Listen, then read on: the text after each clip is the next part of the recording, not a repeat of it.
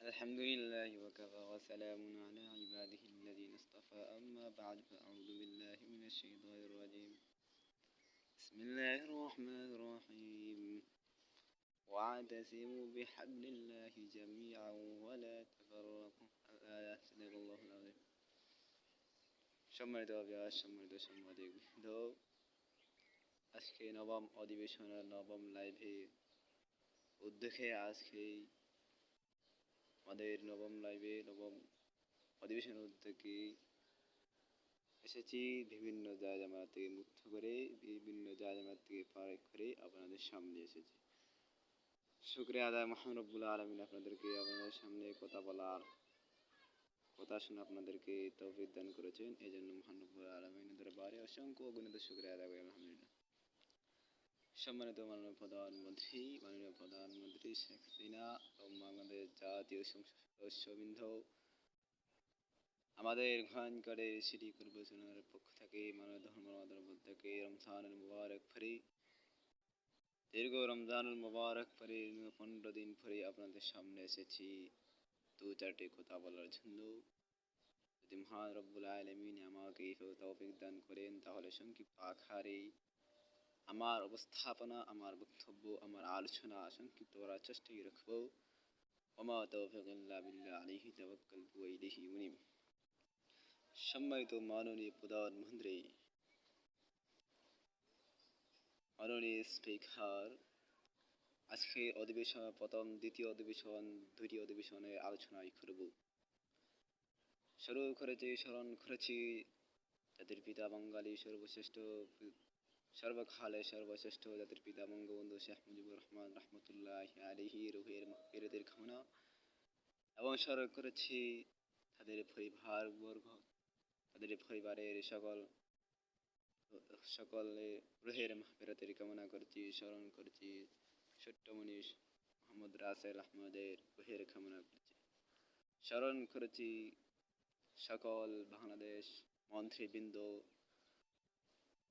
ধর্ম মন্ত্রণালয় জনাব শেখ আব্দুল্লাহ রহমতুল্লাহ আলাইহি।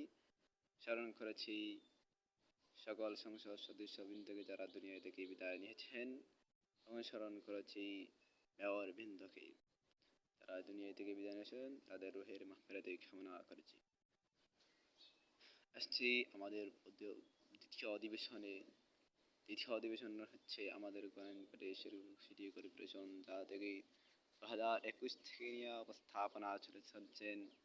মাননীয় প্রধানমন্ত্রী, আপনি দিয়েছেন আমাদের গোয়েন্দা সিটি কর্পোরেশন আমাদের এলাকার মাধ্যমে আমাদের সিটি কর্পোরেশন নির্ধারিত করা হয়েছে যে জায়গাটি প্রতিদিন আপনি দেখেন, আপনি নেটের মাধ্যমে তারপর নেটওয়ার্ক চালাচ্ছেন, তারপর জরিপ নিতে চলে যাচ্ছেন এবং নিয়ে যাবেন আগামী।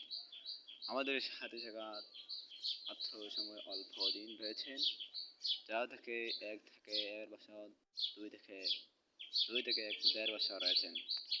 এবছর আমি বর্তমানে আছি ডিগ্রি, সামনে বছর মাস্টার্স, তারপরে 2026 ইংরেজি আমাদের উন্নয়নশীল বাংলাদেশ হিসাবে করব। মর্যাদাশীল পাবেন বলেই আমাদের প্রধানমন্ত্রী স্বীকৃতি দিয়েছেন। মহান রব্বুল আলামিন ওনাকে ওনার হায়াতে দরজায় বুলন্দ করুন, যাতে 26 সালের মধ্যে আমাদের সিটি কর্পোরেশন চালু হয়ে যান এবং সিটি কর্পোরেশন উদ্বোধন কাজটি 2026-এর মধ্যে চালু হবেন। শুরু থেকে 2027-এর মধ্যে কাজটি সমাপ্ত করার জন্য আমাদের মাননীয় প্রধানমন্ত্রী শেখ হাসিনাকে ওনার কাছে বিনীতভাবে আহ্বান করি। তারপর এই সিটি কর্পোরেশন কাজটি করবেন।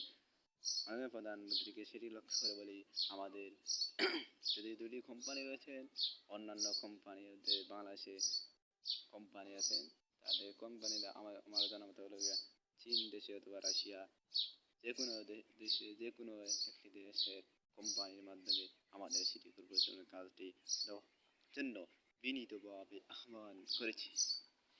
মাননীয় প্রধানমন্ত্রী তারপর এই আমাদের সিটি কর্পোরেশন নামটি হবে শেখ মুজিব গোয়েন্দা সিটি কর্পোরেশন। এর মধ্যে দিয়ে আমাদের আমাদের সিটিতে কাজটি উদ্বোধন হবেন। তার ওই সিটির নামটি থাকবেন শেখ মুজিব বাংলা সিটি কর্পোরেশন। আসছি প্রধান অধিবেশনে রমজানুল মুবারকের আগে একটি আলোচনা রেখেছিলাম ধর্ম মন্ত্রণালয়ে অনেক কাজ রয়েছে, অনেক কাজ এগিয়ে যাচ্ছে। তার মধ্যে রেখেছিলাম আমাদের মাস্টার হাইয়াতুল জামিয়ার মাধ্যমে যেমন মাস্টার হবেন, তবে আমাদের প্রাইমারি স্কুলের মধ্যে অনেক শিক্ষক নিযুক্ত করার জন্য রেখেছিলাম আপনাকে প্রস্তাব। সে আপনি বিবেচনা করে দেখবেন কাকে রাখা যায়।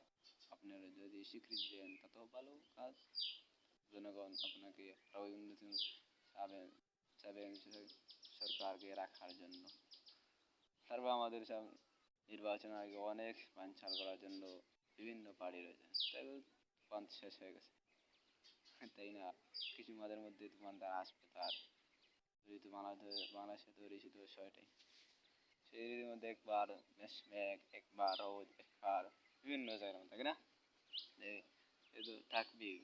আমরা এটা লক্ষ্য করবো যাতে আমাদের দলকে, আমাদের যারা সদস্য আছেন তাদেরকে শক্ত করার জন্য বিল্ডিং যেমন শক্ত রাখা যায়, একটু দলের যারা সদস্য আছেন তাদেরকে শক্ত রাখার জন্য, এবং শক্ত যদি রাখে তাহলে কোনো পানি ঢুকবে না, কিচ্ছু হবে না, মজবুত থাকবে। এটি আমাদের লক্ষ্য উদ্দেশ্য। এবং 2041 সালের মধ্যে স্মার্ট বাংলাদেশ হিসাবে মর্যাদা সেই হিসাবে আপনি বলেছেন, ইনশাআল্লাহ মহান রব্বুল আলামিন আপনার ধৈর্য আপনাকে নেক হায়াত দান করুন। এই প্রত্যাশায় আজকে লাইভে এসেছি। সাথে আরও একটি কথা মাননীয় প্রধানমন্ত্রী না পারি নেই। আর সামনে রয়েছে মাস্টার মনিরুল ইসলাম হাটাগারে আসার জন্য। আপনি সহযোগিতা করবেন, সাথে নেট চালু রাখবেন প্রতিটি অঞ্চলে, খাস করে আমার সাথে নেট চালু রাখার জন্য। আমার সাথে অনেক দুশ্মন আছে, অনেক শত্রু আছেন, আপনারা দেখেন জানেন। আমার সাথে 2টি মানুষ রেখেছিলেন, আপনি পছন্দ করেছিলেন, তারা তো আমার প্রকাশ্য শত্রু হয়ে গেছে। ওনাদেরকে বাতিল করতে হবে বাধ্যতামূলক। আবার নতুনভাবে এদেরকে নিযুক্ত করতে হবে, যেমন ড্রাইভার এবং পিএস। ওদেরকে সাথে রাখে চলবে না, ওরা প্রকাশ্য শত্রু, আমার সাথে চলবে না। যদি শত্রু হয় আমি সিটিতে ওদেরকে রাখবো না, বাধ্যতামূলক ওদেরকে রাখবো না। এবং সামনে মাস্টার দেওয়ার পরে সংসদও আসার জন্য আসার চেষ্টায় রাখবো। মহান রব্বুল আলামিন আমাকে নেক হায়াত দান করতে, আপনারা দোয়া করবেন, আমি দোয়া করব। এবং সাথে শুভ বিবাহ আগামী বছর মাস্টার্স শেষের দিকে সংসদও যেদিন মাস্টার পরীক্ষা শেষ বাদর দিন রমজানুল মুবারক করি আমাদের শুভ বিবাহ অনুষ্ঠিত হবে ইনশাআল্লাহ। এই বলে প্রত্যাশা বলে আজকে লাইভে সংক্ষিপ্ত আলোচনা সমাপ্ত করলাম। এবং সামনে নির্বাচন হয়েছে, উপজেলা নির্বাচনকে সুন্দরভাবে সুশৃঙ্খলভাবে সুষ্ঠুভাবে করার জন্য মাননীয় প্রশাসনবৃন্দ, মাননীয় নির্বাচন কমিশনারবৃন্দ সবাইকে বিনীতভাবে আহ্বান করেছি। এই বলে আমার প্রত্যাশা করলাম। জয় বাংলা, জয় বঙ্গবন্ধু, বাংলাদেশ চিরজীবী। আসসালামু আলাইকুম।